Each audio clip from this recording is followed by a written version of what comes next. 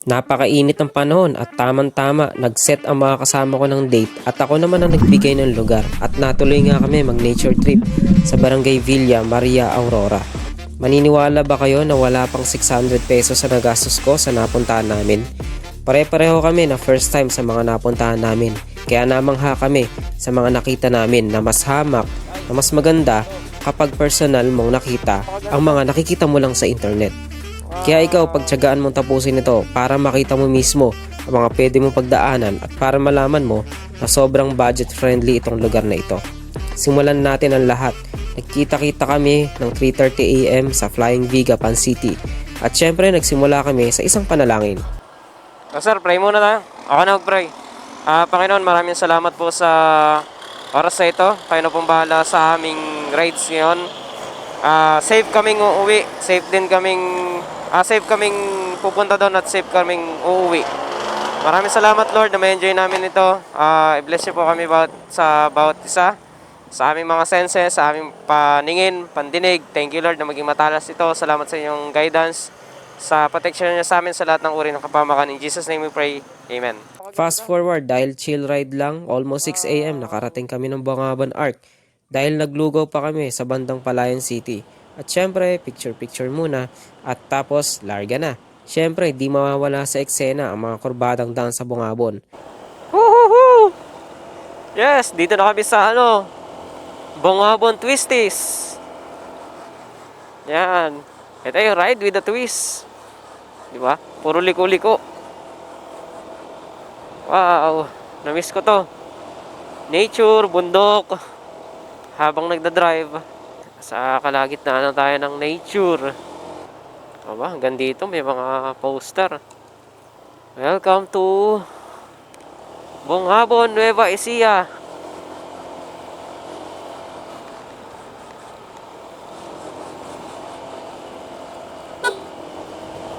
Wow!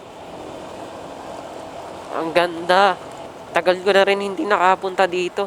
Pero parang first time ko lang ulit. Oh, grabe. Grabe mga kurbada dito. Ayan, marami pa kaming mga kurbadang dadaanan. Ang hinihintay ko lang is yung magandang spot na mataas na part dito sa bundok. Grabe, sarap magmotor dito. Wala man lang kainit-init, ang lamig. Uy, lubak. Woohoo! Good morning, Bungabon, Nueva Ecija. Papunta kami sa Aurora.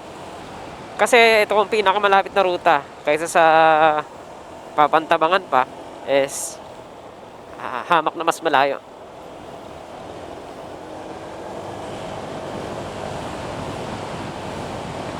So nasa paanan ulit kami ng bundok.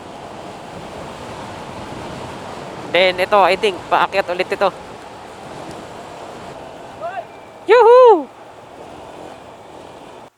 Alright, palis na kami dito sa Arc ng Aurora. We are now entering Aurora Memorial National Park. Oh wow! Sa ganda pa pala dito. Grabe Maria Aurora. Sa ganda dito, sir. More memories to come.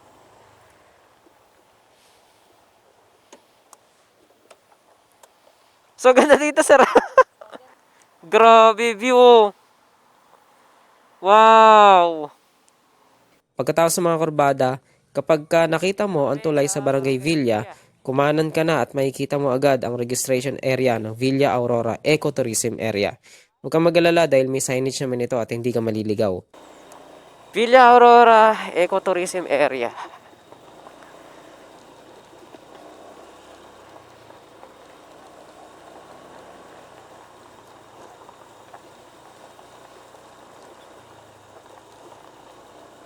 Uy, ito na yung yung bridge tapos yung registration area.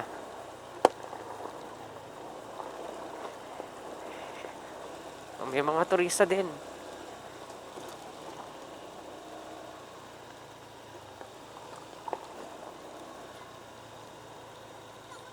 Register here.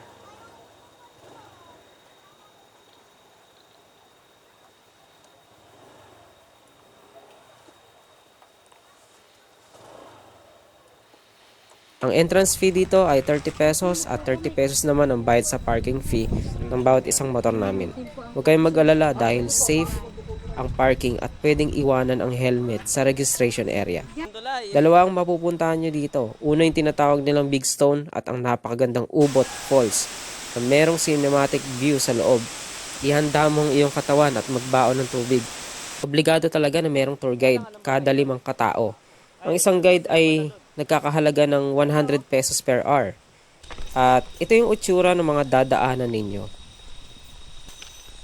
Hindi mo ako may iiwan ko yan, no? Hanggang sa makalabas kami. Opo. Kasi sir, tour guide nyo na ako sir, security guard nyo pa.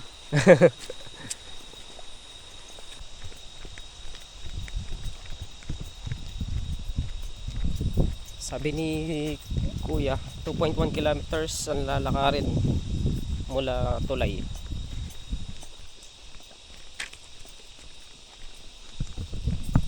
Makasama ko wala pa.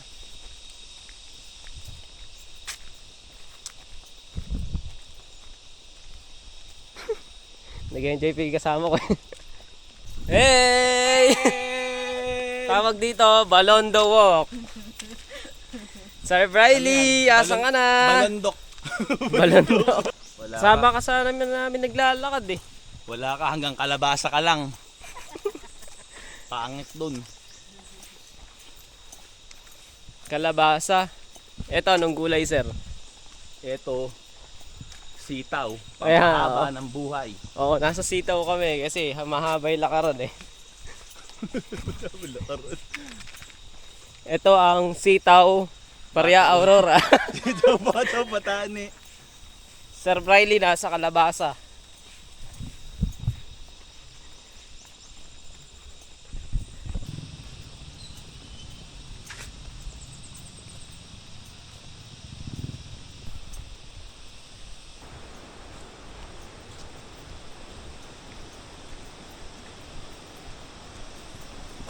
At meron nga palang 2 hanging bridge at isang tulay na bakal kayong madadaanan. Mas mauunan ninyong madaanan ang Big Stone na merong malinaw na tubig sa ibaba nito. Mukha lang mababaw pero lampas tao ang lalim nito. Pero para mas sulit, inuna namin ang Ubot Falls. Kapag nakita nyo na itong hagdanan na ito, 534 steps daw ito at dito ka na dapat magdahan-dahan para hindi ka nakapusin sa hininga. Lalo na kung wala ka pang experience sa ganito. Sir Balondo, kung kasama ka namin, hindi kami hinihingan lang ganito. Alam ma'am? Nagdudusang ganito.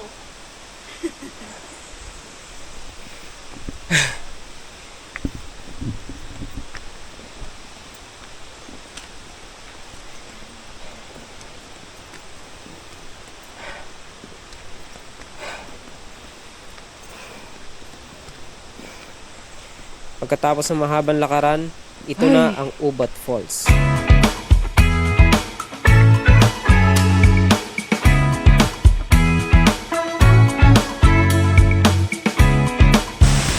Ganda ng pagkakagawa dito. Ano gumawa? Sir Balondo. Sir Balondo gumawa niya. Kaya wala siya dito. Oo. Si Sir Balondo ang gumawa ng Ubot Falls. Baka talaga, Sir Balon. Oo, yan.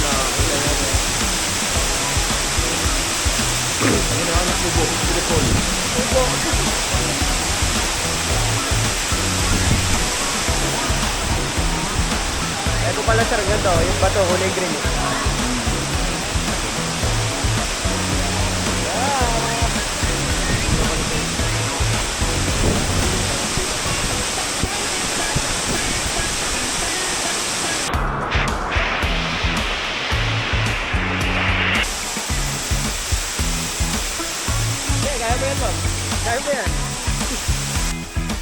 Napakalamig ng tubig dito at hindi mo mararamdaman ang tag-init. Pagkatapos ng 30 minutes mahigit, bumaba na kami sa malinaw na ilog na malapit sa pangatlong tulay. At dito muna nagtatapos ang video. Ride safe always, sana makasama ka namin sa next ride. Alright!